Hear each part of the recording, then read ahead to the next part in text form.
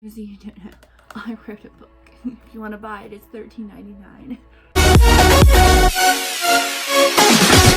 No, but seriously, I wanted to just do like a little answer all for the Pacific book. I'm probably gonna put it on my website just to, like, for book sales and stuff, but you know what, whatever. So, I wanted to do this so that I could kind of, like, I don't know how to explain this, but I made my own questionnaire thing that I figure I'd use for every single book that I wrote, just for like a little rundown of each one. There might be minor spoilers in this for Bonds in Time, kind of, but I'll try to keep things from being spoiled too much. The title is Bonds in Time. There we go. The genre, which is technically fantasy. However, if you want like a subgenre, this would be an urban fantasy, because it's a fantasy that takes place in an urban setting, such as Connecticut or California or Canada. Favorite character to write. My favorite character to write in here is definitely Josh Cedar, which is one of the main characters, I would assume. You know, he's one of the main 5. And I love him to death. Cry while writing.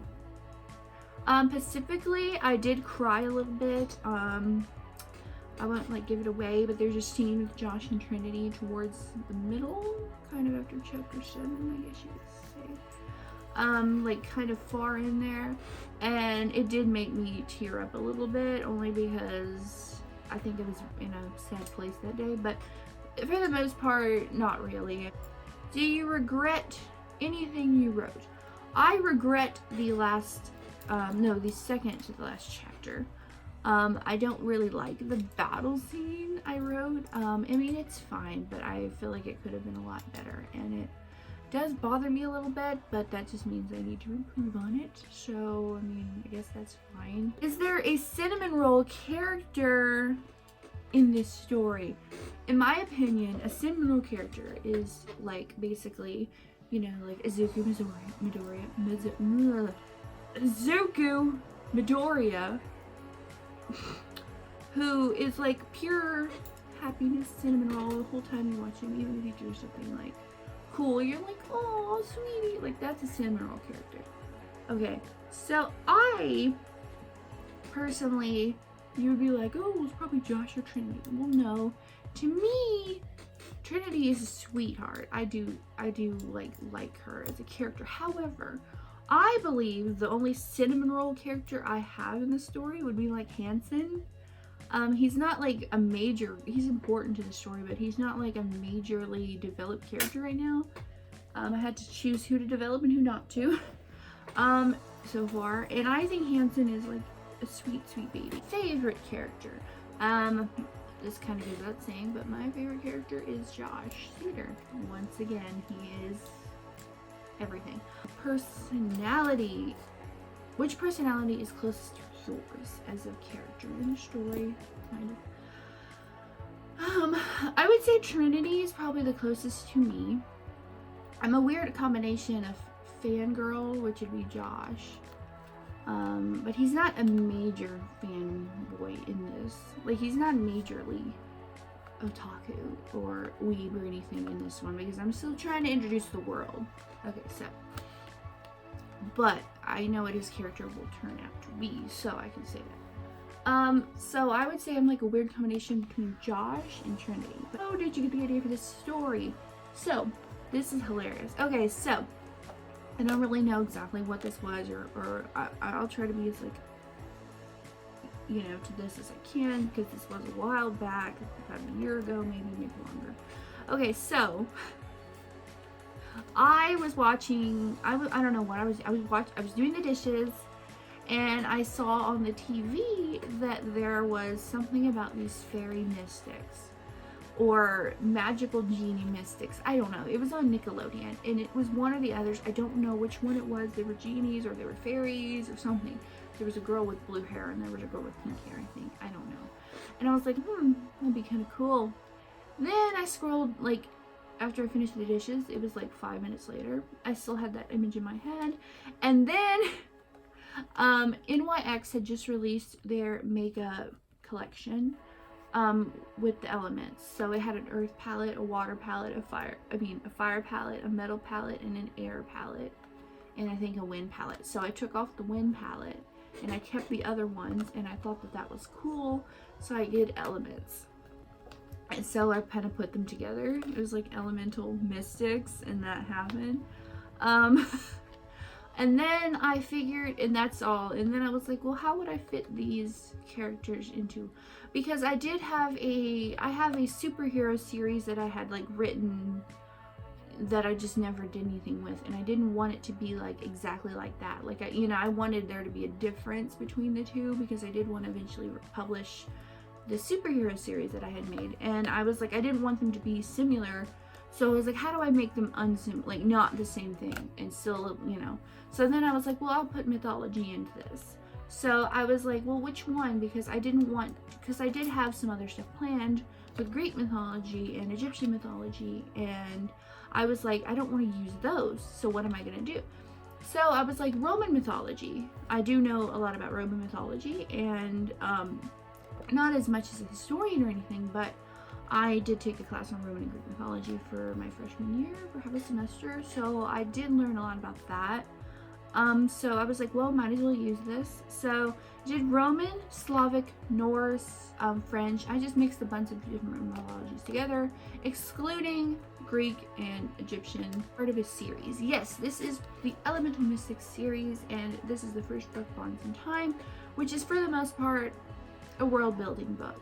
A character setting book. It's fine. It's not as long as I wanted it to be, and it's only 159 pages. Strongest character in Bonds in Time, I would say, for Bonds in Time, because I don't think she'll be the strongest in the series, because I have some other characters planned.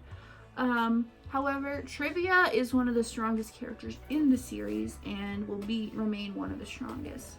For you guys that do not know, Trivia is the Roman goddess of magic, which is ironic. So pretty much I made it to where she kind of created, not the world, but created all the magic that is in the world, kind of. So she's pretty much top dog. You hated to write. I think I said this before in the video, but I deleted it. I hated to write Janus, which is the villain of this book. He's the god of time. I really didn't like him. Okay, I couldn't figure out why I didn't like him, but his personality isn't anything I haven't written before. Not a crazy villain arc, I know. He's pretty basic, but I couldn't stand him at first, because he reminded me a lot of one of my uncles that I'm not very fond of, because of the description and his personality, and I just was imagining my uncle there while I was writing, and I just couldn't stand writing about him. But I fixed that, because even I didn't care about Janus at all, and I was like, well, so I changed it later on. So what I did, because I wanted Janus to be not likable, but I didn't want you to just be like excited for his demise. Okay. We will start getting into some spoiler territory right now. But not really. I decided to add in that I was gonna have Camille, which is his mortal wife. I was always gonna have her in the story from the beginning, because I thought it was cool. She's like a weak point for him, because I knew he was, So I was always going to have Camille in the story. However, I wasn't going to have them super loving as they were. And I decided to make them a super loving couple that you almost kind of want to get together. I felt bad writing it. I felt horrible, because I was like, oh my god, I feel bad now. I felt bad. I was like, oh my lord. Okay, so I made Janus a lot more palatable by giving him his little love arc, if you will, with Camille, which he always had, and he was a family man, if you will. He was doing things for Tiberinus, and he was doing things for Camille.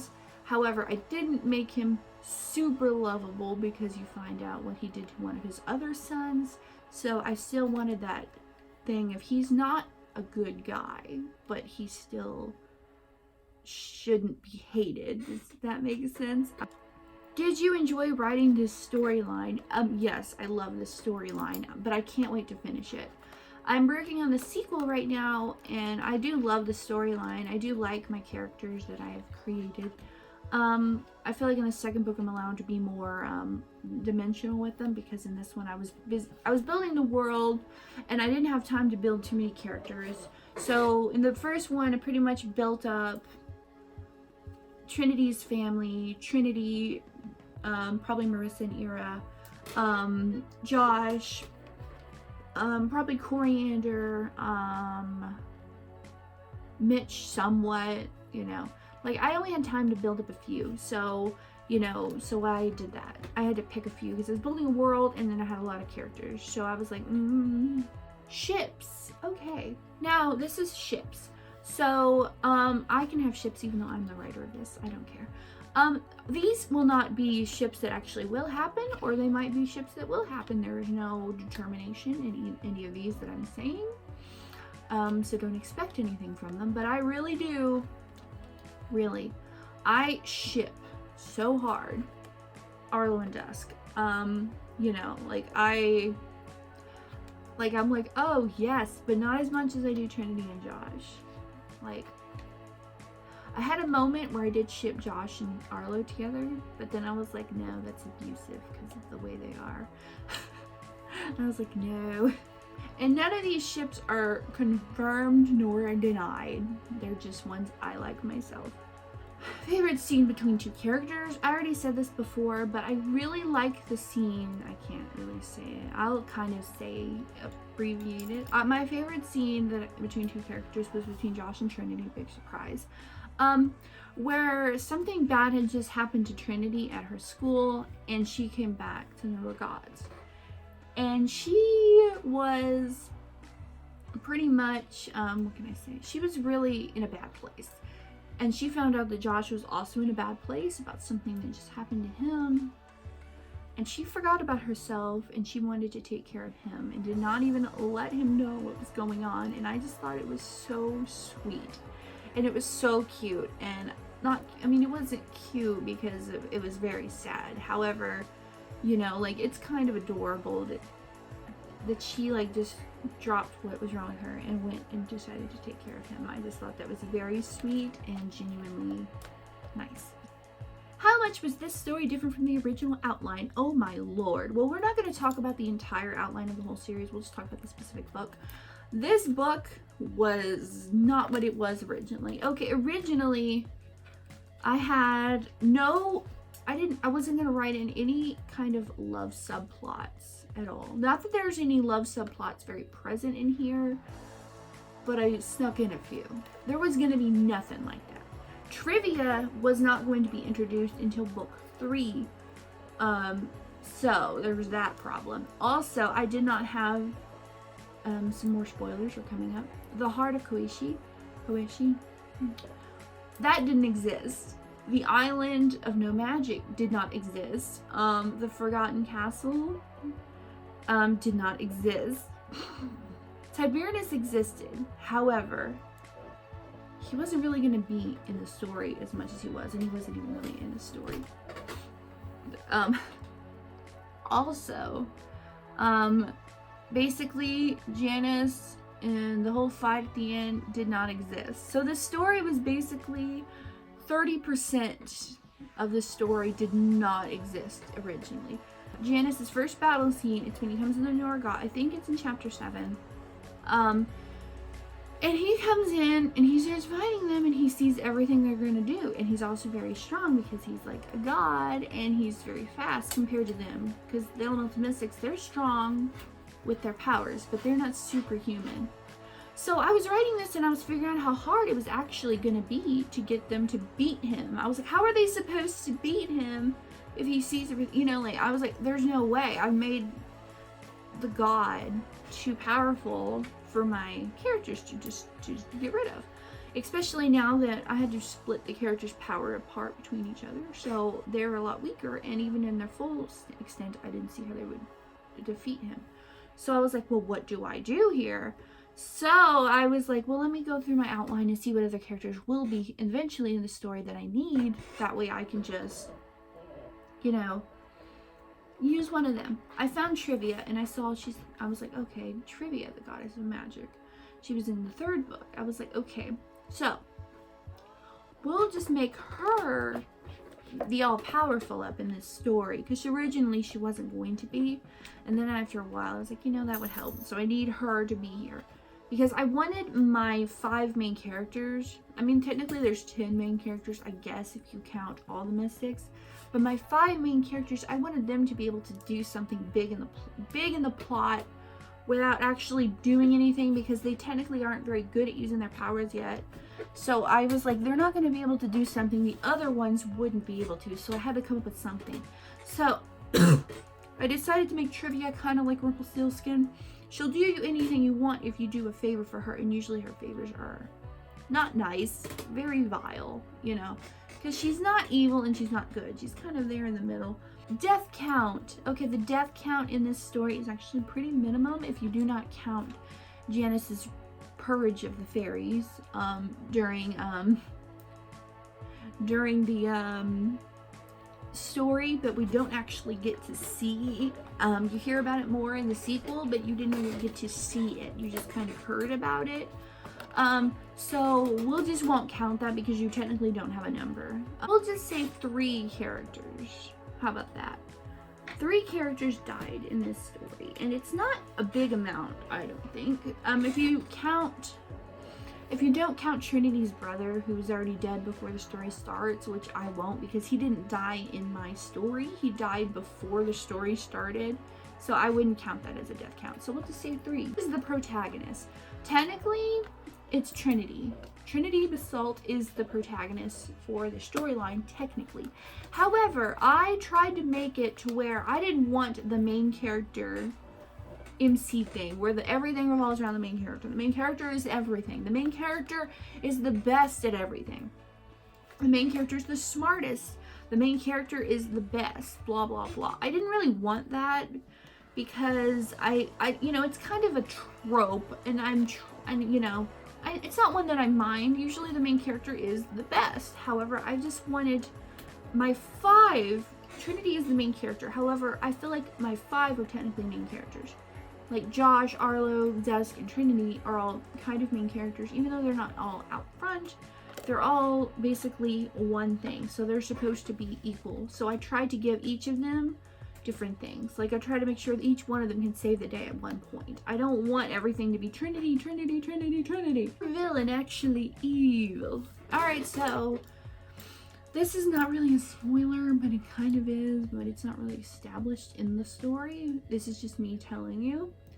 Janice is technically the bad guy of the story, and you could say Tiberius and Camille are inside it too because they came with him. Now, I hinted at it a little bit in the story. Janice is not a good man, no. However, he did everything he did in the story because he was trying to make a better life for his wife and his son. But it doesn't establish why he did it, what he did, or why he was going to do this, what he's a part of, because the plan is not talked about, and it's in the sequel you kind of like learn a little bit about the plan, but the plan is still like it's a big plan. No one knows what it is, but he was a part of it. So he doesn't really establish what he was, but he didn't do this to be evil. He did this to hopefully give Camille and Tiberius a better life. Could you be friends with any of your characters? I feel like I could be friends with all of my characters. Would they want to be friends with me? I don't know.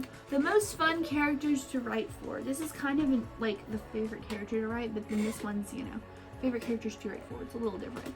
My favorite characters to write for are Trivia, because she is very fun to write about. So Trivia, Josh, obviously, and I do like writing Trinity. I do like her character isn't super original, but I do like writing for her because a lot of her emotions I've felt before. So, you know, like, this is not a self-insert or anything for me. That's not what that is. However, I do like feel a lot of her emotions because I felt like I've had her personality when I was in high school. I don't really have it anymore, but I used to have it. Character you think are sweet Babies that should not be touched by evil, but will. Okay, the babies I wish didn't get hurt in the story, but they will because I like to put my characters through a bunch of things.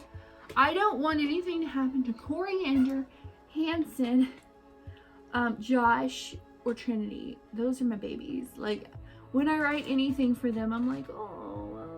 The last question, the most interesting one, I assume. Which characters are based on real life characters or other fictional characters? Now we'll start at the beginning. The first thing, it's not really, Minerva isn't really based on anyone. However, in my head, I imagine her as Nina Dobrev every time I write her. So she's not really based on anything. Her personality isn't based on anything either.